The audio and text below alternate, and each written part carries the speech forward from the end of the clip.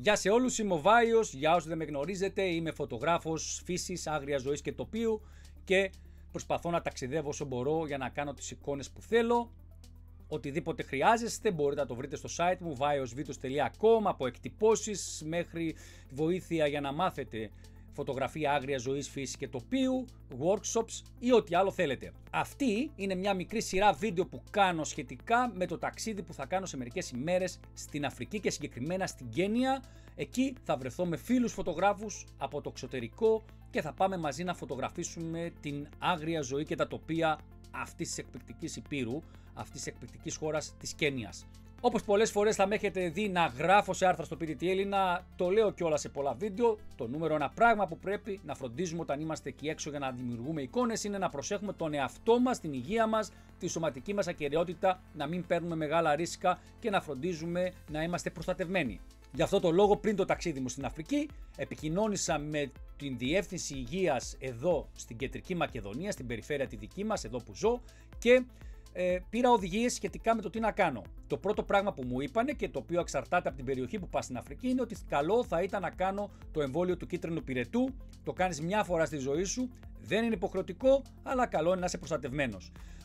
Έκανα λοιπόν αυτό το εμβόλιο, είναι ένα εμβόλιο που κάνεις επί τόπου, πας εκεί, το έχουν εκεί, το πληρώνεις 50 περίπου ευρώ και το οποίο δεν είχε καμία παρενέργεια, το έκανα και όλα καλά, το κάνεις μία φορά στη ζωή σου όπως είπα και σου δίνουν αυτό το μικρό βιβλιαράκι, αυτό το κίτρινο κιόλας βιβλιαράκι, το οποίο μέσα πιστοποιεί από τον γιατρό ότι έχεις κάνει αυτό το συγκεκριμένο εμβόλιο. Πέραν τούτου μου δώσανε να πάρω χάπια τα οποία είναι για την ελονοσία, μαλάρια. Μαλαρών, εδώ, μαλαρών λέγονται αυτά τα χάπια. Οι οδηγίες είναι να τα πάρω 2 μέρες πριν φύγω και στη συνέχεια ένα κάθε μέρα για όσες μέρες είμαι στην Αφρική, στην Κένια και όταν θα γυρίσω άλλες περίπου 5 με 7 μέρες. Δεν το θυμάμαι ακριβώς, αλλά θα δω και τις οδηγίες, έτσι. Από εκεί και πέρα η συμβουλή που μου δώσανε οι γιατροί ήταν να μην φάω κάτι ομό, δηλαδή να τρώω μαγειρεμένα ή βραστά πράγματα, κάτι το οποίο θα πρέπει να ακολουθήσεις γιατί φυσικά δεν είμαστε συνηθισμένοι στο τι υπάρχει εκεί πέρα από θέματα βακτηριδίων, μικροβίων κτλ. Και πας εκεί για να περάσεις καλά, καλό να ακολουθήσεις οδηγίες για να μην σε πιάσει κάτι τις ημέρες που είσαι εκεί και σου δημιουργήσει πρόβλημα να ευχαριστηθείς το ταξίδι σου. Αυτά σχετικά με τις οδηγίες για το συγκεκριμένο ταξίδι που θα κάνω.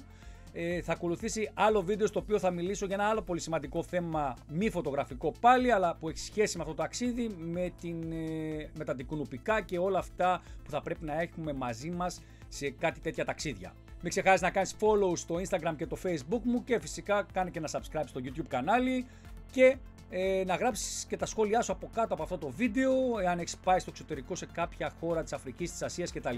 Ποιες ήταν οι οδηγίες, αν ακολούθησες τις οδηγίες αυτές και αν είχες κάποιο περιστατικό, οτιδήποτε θέλεις να αναφέρεις. Τα λέμε πολύ σύντομα σε επόμενο βίντεο. Γεια σε όλους!